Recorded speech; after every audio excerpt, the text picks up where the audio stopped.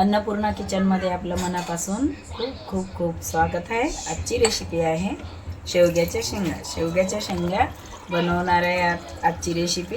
हे बघा, त्याची सामग्री फुटाणे घेतलेले आहे, 1 चम्मच धने घेतले, थोडंसं पातळ कापून खोबरं घेतलेलं आहे, 3 मिरच्या घेतलेल्या आहे, 1 कांदा, 1 टमाटर आणि थोडी कोथिंबीर। हे अजून बारीक करून घेऊया। थोडं खोबरं आपण हे कापून घेतलेलं आहे आणि 1 चम्मच खसखस घातलेला आहे, 1 चम्मच धने। हे भाजून घेत आहे मी, याला थोडं भाजून घेत आहे फुल गॅसवर। चला, सोपी भाजी आणि टेस्टी, जशी ढाब्यावर आणि हॉटेलमध्ये मिळते तशीच टेस्ट येणार। मसाला झालेला आहे, थोडा ब्राऊन कलर आलेला आहे। आता आपण मिक्सरमध्ये काढूया।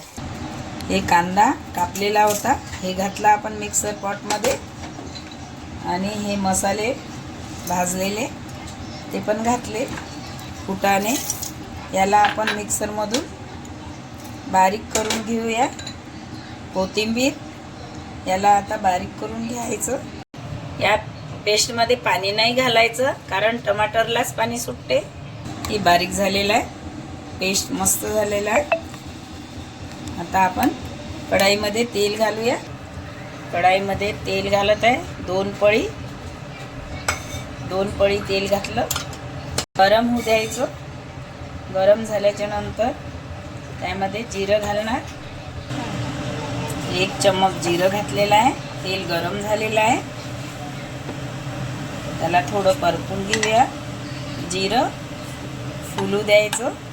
जिरं फुलल्याच्या नंतर त्यामध्ये हे मसाले घालायचे। यामध्ये हे मसाले घातलेले आहे, जेवढे बारीक केले होते तेवढे घातले। गरम झालेलं आहे तेल, छान मसाला 2 मिनिटं होऊ द्यायचं त्याला। मस्त तेल असं वरती आलं का मसाला झाला असं समजून घ्यायचं। छान ब्राऊन कलर पण छान आलेला आहे। तर यामध्ये आपण तिखट मीठ हे मटेरियल घालूया। 1 चम्मच हळद घातलेली आहे कलरसाठी आणि 2 चम्मच लाल पावडर तिखट घातलेलं आहे, 1 चम्मच गरम मसाला घातलेला आहे आणि 1 चम्मच हिंग घातलेला आहे। असं परतून घ्यायचं। तेलामध्ये एव्हरेजचा किचन किंग मसाला 1 चम्मच घालत आहे, चम्मच किचन किंग एव्हरेज मसाला हे घातला। आता याला परतून घ्यायचं। परत म्हणजे धीमी गॅसवर करायचा, फुल गॅसवर। यामध्ये अद्रक लसूण जिरं याचा पेस्ट पण घातलेला आहे। हे शेवग्याची शेंग आहे, याला कापून धुवून कापून सोलून घेतलेलं आहे।